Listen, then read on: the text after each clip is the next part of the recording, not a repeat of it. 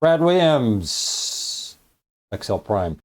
Rearrange columns, very straightforward. We have data, and the data doesn't mean a thing. It's just random stuff.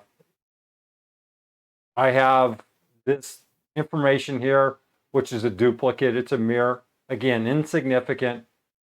What we want to do is take this data here in column D, and we want to insert it between columns I and J. We could just go insert a column and then cut and paste. That took what, five steps? Control Z. Here's an easier way to do it. Just grab column D, right click, copy, go to J, hit right click, insert copied cells. We just accomplished the same thing. You want randomized data. In other words, you want this information in some crazy random form. Here's a real simple trick.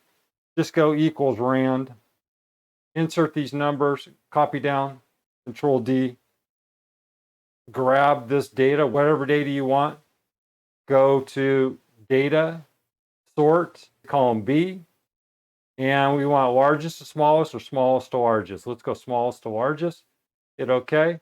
What it does, it sorts this random number from low to high, and this data just is random. If you want to change it, you can hit F9 to change the data and then resort.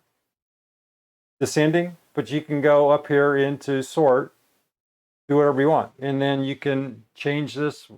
There are other ways to do this, but that's a down and dirty way to randomize your data. Brad Williams, Excel Prime, thank you.